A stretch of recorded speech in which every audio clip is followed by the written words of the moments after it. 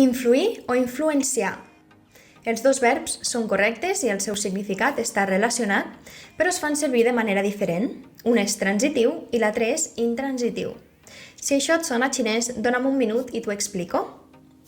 Influenciar, que vol dir exercir una influència sobre algú o alguna cosa, és transitiu.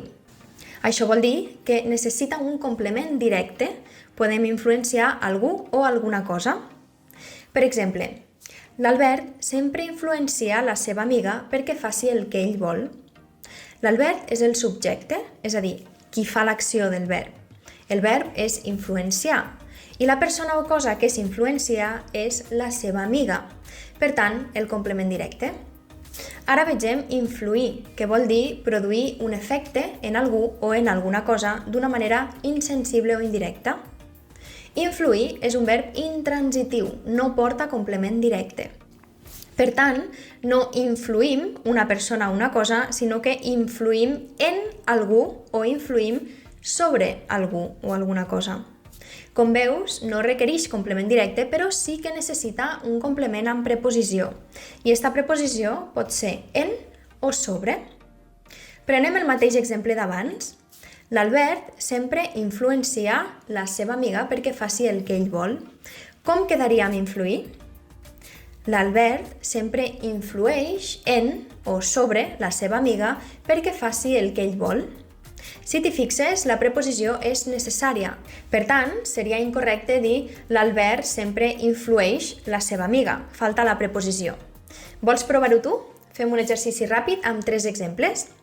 A la pantalla et mostro 2 frases. Quina és la correcta?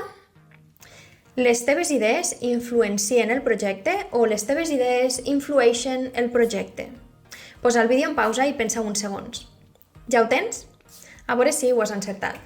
L'opció correcta és la primera perquè tenim un complement directe, que és el projecte, i no hi ha preposició. Per tant, hem de fer servir el verb transitiu, influenciar. Passem al segon exemple d'aquest exercici. No m'agrada que influeixis una decisió tan important o que influeixis sobre una decisió tan important. Posa el vídeo en pausa abans que et respongui. Bé, l'oració correcta és la segona, perquè el verb influir és intransitiu i demana preposició. Influir sobre o en. Vinga, va, fem l'últim. Este és important, Llegeix les frases de la pantalla i pensa uns segons. Quina és correcta? Les dos ho són. Per què?